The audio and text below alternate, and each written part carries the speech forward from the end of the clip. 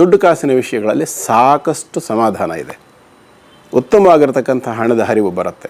ಒಂದು 2-3 ಸಂದರ್ಭಗಳು ಬಹಳ ಅದ್ಭುತವಾಗಿರ್ತಕ್ಕಂಥ ಫಲ ಉಂಟು.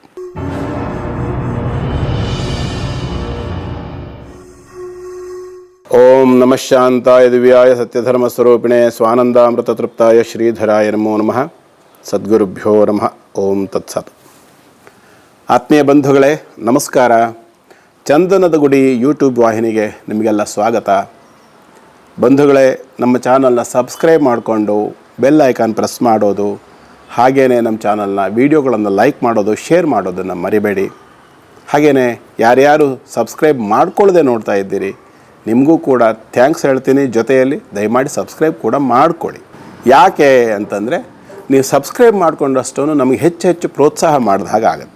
ಹಾಗೆ ವಿಡಿಯೋ ನೋಡಿದ್ರೂ ಪ್ರೋತ್ಸಾಹ ಆಗುತ್ತೆ, ಇಲ್ಲ ಅಂತ ನಾವು ಹೇಳೋಲ್ಲ.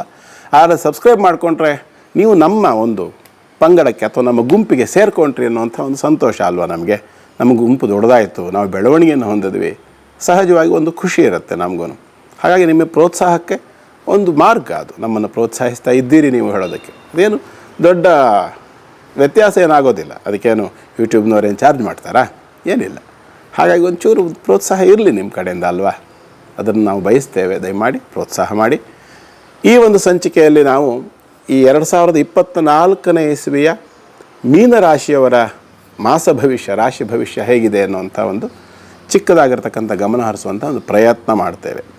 ಇದರಲ್ಲಿ ಮುಖ್ಯವಾಗಿ ರಾಶಿಯಲ್ಲಿರ್ತಕ್ಕಂಥ ಗ್ರಹಸ್ಥಿತಿಗಳನ್ನು ಒಂದು ಸಾರಿ ನೋಡೋಣ. ಮೀನ ರಾಶಿಗೆ ಸಂಬಂಧಪಟ್ಟು ರಾಶಿಯಲ್ಲಿ ರಾಹು, 12ರಲ್ಲಿ ಶನಿ, 2ರಲ್ಲಿ ಗುರು, ಹಾಗೆ 7ರಲ್ಲಿರ್ತಕ್ಕಂತಹ ಕೇತು, 8ರಲ್ಲಿ ಯಾವುದೇ ಗ್ರಹಗಳಿಲ್ಲ, 9ರಲ್ಲಿ ಕುಜ, ಶುಕ್ರ, 10ರಲ್ಲಿ ರವಿ, ಬುಧ. ಬದಲಾವಣೆ ಆಗ್ತದೆ ಮಧ್ಯ ಮಧ್ಯ. ಒಟ್ಟಾರೆ ಮೀನರಾಶಿಯವರಿಗೆ ಏನಾಗಬಹುದು ಈ ಒಂದು ಜನವರಿ ತಿಂಗಳಿನಲ್ಲಿ ಅಂದರೆ, ದುಡ್ಡು ಕಾಸಿನ ವಿಷಯದಲ್ಲಿ ಮುಖ್ಯವಾಗಿ ಎಲ್ಲರೂ ಹೆಚ್ಚಾಗಿ ಅದನ್ನು ಗಮನಿಸ್ತಿರಲ್ಲ. ಹಾಗಾಗಿ ಹೇಳ್ತೀನಿ, ಈ ಒಂದು ಜನವರಿ ತಿಂಗಳಿನಲ್ಲಿ ಒಟ್ಟಾರೆ ಓವರಾಲು ದುಡ್ಡು ಕಾಸಿನ ವಿಷಯಗಳಲ್ಲಿ ಸಾಕಷ್ಟು ಸಮಾಧಾನ ಇದೆ. ಉತ್ತಮವಾಗಿರ್ತಕ್ಕಂಥ ಹಣದ ಹರಿವು ಬರುತ್ತೆ. ದೊಡ್ಡ ಮಟ್ಟದಲ್ಲಿ ಕೋಟಿಗಟ್ಟಲೆ ಬರುತ್ತೆ ಅಂತ ನಾನು ಹೇಳದೇ ಇದ್ರೂ ಸ್ವಲ್ಪ ಮಟ್ಟಿಗೆ ಅವರವರ ವ್ಯವಹಾರಕ್ಕೆ ತಕ್ಕಂತೆ. ಆನೆ ಭಾರ ಆನೆಗಿದ್ದರೆ ಇರುವೆ ಭಾರ ಇರುವೆಗಿದ್ದೇ ಇರುತ್ತೆ ಅಂತ ಹೇಳ್ತಾರಲ್ಲ, ಹಾಗೇ ಆದಾಯದ ವಿಷಯದಲ್ಲೂ ಅಷ್ಟೇ. ನಿಮ್ಮದು ಎಷ್ಟು ಪ್ರಾಪ್ತಿ ಇದೆಯೋ ಅಷ್ಟಕ್ಕಂತೂ ಏನು ಮೋಸ ಇಲ್ಲ. ಸಾಕಷ್ಟು ದುಡ್ಡು ಕಾಸಿನಲ್ಲಿ ಅನುಕೂಲ ಕೂಡ ಕಾಣಿಸುತ್ತೆ. ಕೌಟುಂಬಿಕವಾಗಿರ್ತಕ್ಕಂಥ ವಾತಾವರಣದಲ್ಲಿ ಕೂಡ ಉತ್ತಮವಾಗಿರತಕ್ಕಂಥ ಒಂದು ಸ್ಥಿತಿಗತಿಗಳು.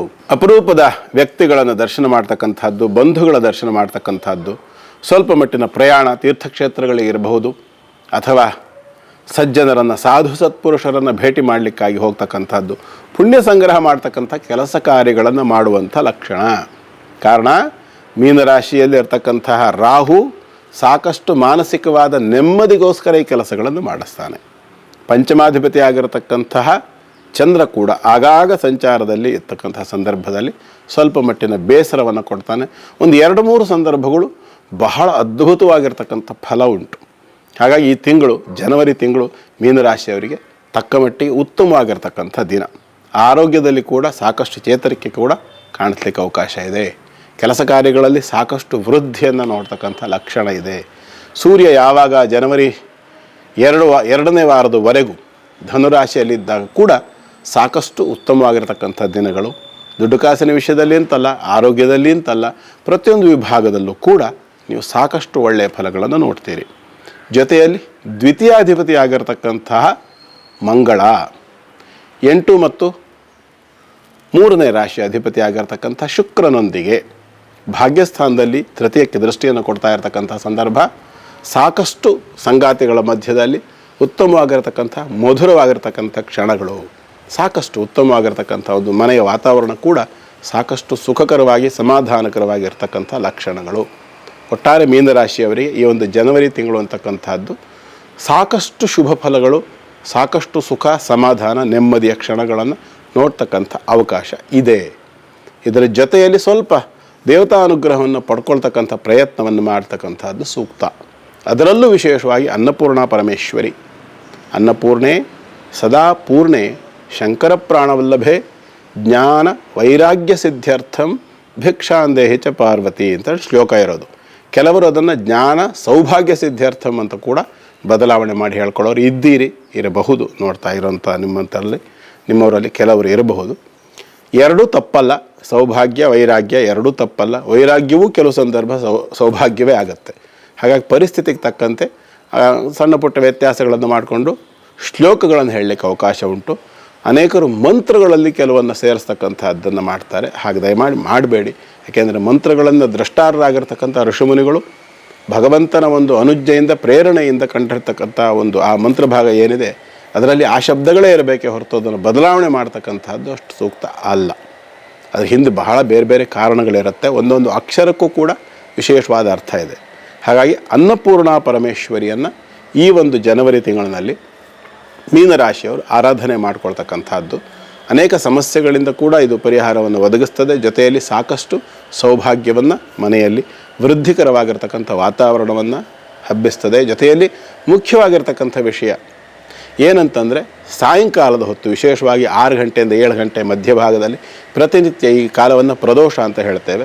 ಈ ಕಾಲದಲ್ಲಿ ನಿಮ್ಮ ಮನೆಯಲ್ಲಿ ಒಂದು ಶಿವನ ಫೋಟೋನೋ ವಿಗ್ರಹನೋ ಲಿಂಗವೋ ಅಥವಾ ಶಿವನ ಪ್ರತಿರೂಪವಾಗಿರ್ತಕ್ಕಂಥ ಯಾವುದೋ ಒಂದು ವಸ್ತುವನ್ನು ಇಟ್ಟು ಅವನ ಪ್ರತಿನಿಧಿಯಾಗಿ ಇಟ್ಟು ಅದರ ಮುಂದೆ ಎಳ್ಳೆಣ್ಣೆಯ ದೀಪವನ್ನು ಹಚ್ಚಿ ಉತ್ತರ ದಿಕ್ಕಿಗೆ ಜ್ವಾಲೆ ಉರಿಯುವಂಥ ರೀತಿಯಲ್ಲಿ ಆ ಒಂದು ದೀಪವನ್ನು ಇಟ್ಟು ಶಿವನನ್ನು ಆರಾಧನೆ ಮಾಡಿ ಪ್ರಾರ್ಥನೆ ಮಾಡ್ಕೊಳ್ತಕ್ಕಂಥದ್ದು ಅನೇಕ ರೀತಿಯ ಸಮಸ್ಯೆಗಳಿಂದ ನಿಮ್ಮನ್ನು ಪಾರು ಮಾಡ್ತದೆ. ಹಾಗಾಗಿ ಈ ಒಂದು ಪ್ರಯತ್ನಗಳನ್ನು ಮಾಡಿ ಶುಭವಾಗಲಿ ಅಂತ ನಾನು ಕೂಡ ಆ ಭಗವಂತನಲ್ಲಿ ಪ್ರಾರ್ಥನೆ ಮಾಡ್ಕೊಳ್ತೇನೆ.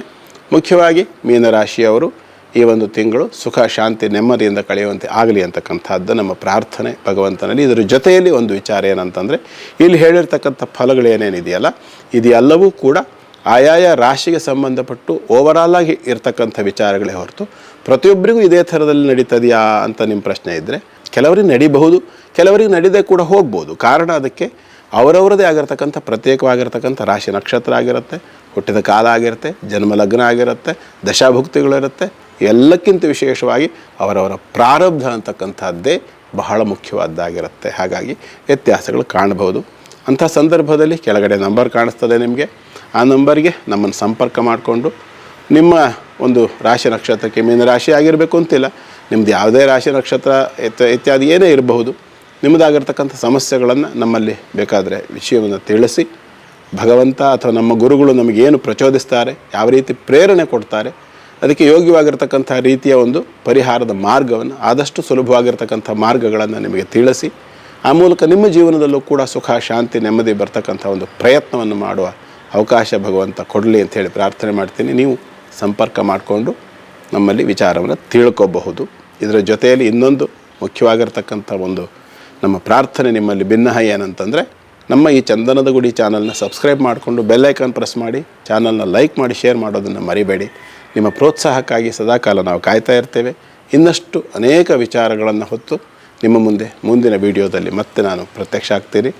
ಅದುವರೆಗೂ ನಮ್ಮನ್ನು ಹೀಗೆ ಪ್ರೋತ್ಸಾಹಿಸ್ತಾ ಇರಿ ಅಂತೇಳಿ ಕೇಳ್ಕೊಳ್ತಾ ನಮಸ್ಕಾರ.